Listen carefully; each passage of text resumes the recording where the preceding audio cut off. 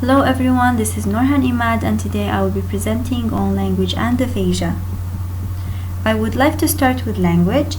As we all know that language is communication, we use language to express our thoughts either spoken or written. Language functions include words written and spoken grammar and everything related to language use. In fact, the brain takes language functions as one and then starts to divide them into sub-functions to different parts of the brain. Did you know that 70% of the information on language is in the left side of the brain? The left side is divided to three main parts that are responsible for our language production and understanding.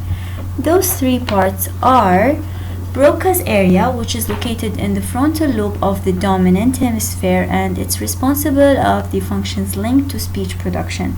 The second one, which is the Wernicke's area, and is located in the temporal lobe of the dominant hemisphere and it's actually the center of language comprehension. The third one, which is the arcuate fasciculus, those are white fibers connect Broca's and Wernicke's areas together. Those fibers are also found in deaf people's brain who know sign language. It's not necessary in speaking, but it's just that the brain tries to find a solution for the problem it has. So as we can notice that those three parts are really important. What do you think happens if those areas were damaged? When Broca's area is damaged, people will have problems in producing speech, and when Wernicke's area is damaged, people will not face problems producing words or sentences, but sentences won't have any meaning. That leads us to aphasia. Aphasia is disability in language usage. It is an effect on either production or comprehension, and it might be caused by the stroke or head injury and a symptom of dementia.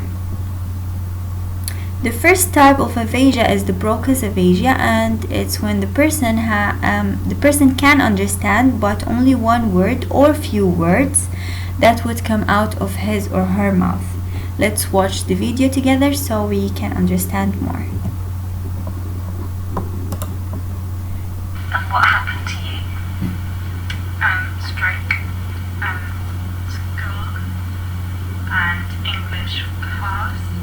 Okay. And I book, and I read it aloud. But I can't because.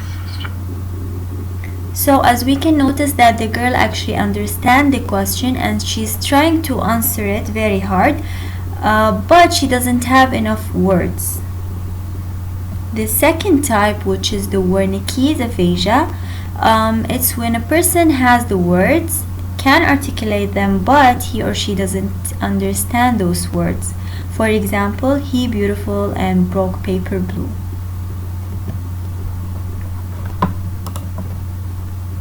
Hi Byron, how are you? I'm happy. Are you pretty? You look good. What are you doing today? We stayed with the water over here at the moment. Talk with the people over there. They're driving for them. So yeah, we can notice that the old man actually doesn't have a problem in articulating these words or saying these words, but the problem is in the sentence itself. It's nonsense, no meaning in all those sentences.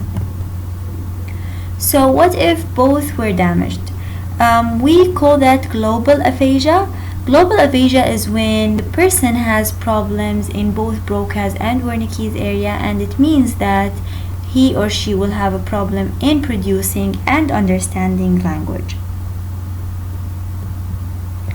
So how do they usually deal with aphasia? They mostly include speech therapy.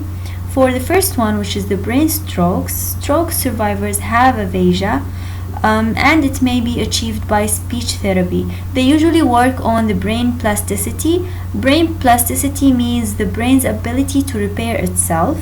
So they usually use a method called transcranial direct current stimulation. This method actually encourages the brain plasticity in people with aphasia. the second one, which is the primary progressive aphasia, and as we have said before, it's not because of a stroke or a brain injury, it's just a form of dementia.